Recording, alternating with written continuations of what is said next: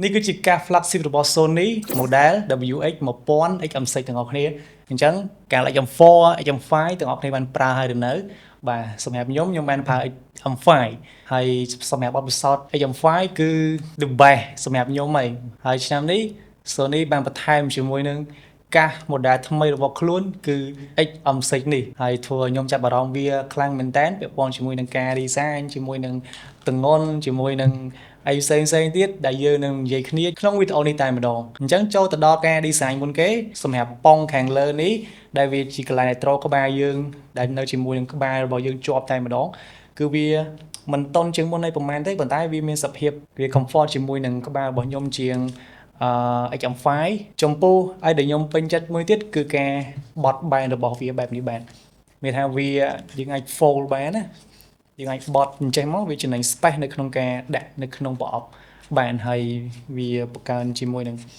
ភាពស៊ីវិល័យមកបែបទៀតដែរដែលយើងអាចបត់បានអញ្ចឹង Sony ក៏បានបន្ថែមជាមួយនឹង microphone នៅក្នុងកាសនេះរហូតទៅដល់12គ្រាប់ទាំងអស់គ្នាបាទអញ្ចឹងបើធៀបជាមួយនឹង XM5 គឺខុសគ្នា4 microphone ហ្នឹងហើយសម្រាប់ XM5 គឺមានតែ8 microphone ទេសម្រាប់នេះគឺ12 microphone អញ្ចឹងរាល់សំឡេងរំខានអីគឺវាចាប់បានល្អជាងមុនដើម្បីធ្វើANC ហ្នឹងឬក៏ noise cancelling ហ្នឹងកាន់តែប្រសើរជាងមុនផងដែរអញ្ចឹងសម្រាប់ខ្ញុំគឺបទពិសោធន៍វាការសំឡេងរំខានបានប្រសើរជាង model មុនហើយក៏ដូចជាសំឡេងបាសសំឡេងឆឹកសំឡេង mid សំឡេង high អីហ្នឹងគឺអូខេទទួលយកបានហើយបទពិសោធន៍គឺអាចថាវាឡើងមួយកាំទៀតជាងបើប្រៀបធៀបជាមួយនឹង model XM5 របស់ Sony ហ្នឹងហើយអញ្ចឹងសម្រាប់ការប្រើប្រាស់ជាមួយនឹងការនេះគឺវាអត់ខុសពីកាសមុនទេគឺយើងអាចប្រើជាមួយនឹងកម្មវិធី Sound Connect របស់ Sony ផ្ទាល់តែម្ដងយើងអាច connect ហើយយើងអាចឃើញជាមួយនឹងព័ត៌មានរបស់កាសរបស់យើងលើនឹងផ្ទាល់តែម្ដងហើយយើងអាចស្រែជាមួយនឹង noise cancelling ambient sound ឬក៏យើងចង់ស្ដាប់ធម្មជាតិក៏បានដែរសម្រាប់ខ្ញុំនៅពេលដែលខ្ញុំបើកគឺខ្ញុំបើកជាមួយនឹង ambient sound ផ្ទាល់តែម្ដងព្រោះអីកន្លែងការងាររបស់ខ្ញុំគឺសំឡេងរំខានច្រើនខ្ញុំត្រូវការភាពស្ងៀមស្ងាត់ត្រូវការ focus ខ្ញុំបើកជាមួយនឹង ambient sound ដើម្បីប្រើប្រាស់រាល់ថ្ងៃហ្មងហើយសម្រាប់ equalizer គឺយើងអាចសេរីបាននៅក្នុង app នឹងដូចគ្នាយើងចូលចិត្តប្រភេទតន្ត្រីរបៀបម៉េចរបៀបជា cinema music ឬក៏យើងលេង game យើងអាចកំណត់នៅក្នុង app នឹងបានដូចគ្នាដូចជាមួយនឹង 1000 XM5 ដូចគ្នាផងដែរបើយើងនិយាយអំពីថ្មរបស់កាសនេះគឺជាស្ដែងខ្ញុំប្រើវាបើកចោលគឺ10ម៉ោងទៅ12ម៉ោងហើយមួយថ្ងៃគឺខ្ញុំប្រើច្រើនមែនតើហើយជាស្ដែងគឺខ្ញុំប្រើបាន2ថ្ងៃគឺខ្ញុំត្រូវការសាក់អគុយវាម្ដងហើយហ្នឹងហើយអញ្ចឹងបើតាម page ផ្លូវការឬក៏តាម website ផ្លូវការរបស់ Sony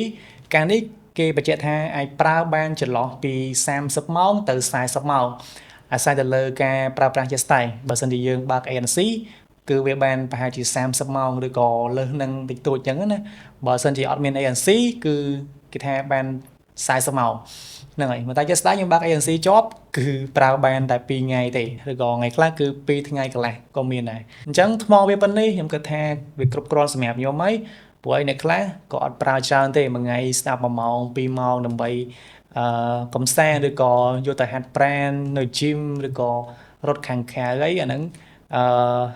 លើតម្រូវការរបស់អ្នកប្រើប្រាស់ផ្ទាល់ទេតែបើសិនជាយើងថ្មវាប៉ុណ្ណឹងយើងប្រើអត់គ្រប់យើងក៏អាចផ្សាកបដាយើងស្ដាប់បដាបានផងដែរមានថាយើងអាច plug ជាមួយនឹង USB-C ដើម្បីបញ្ចូលថ្ម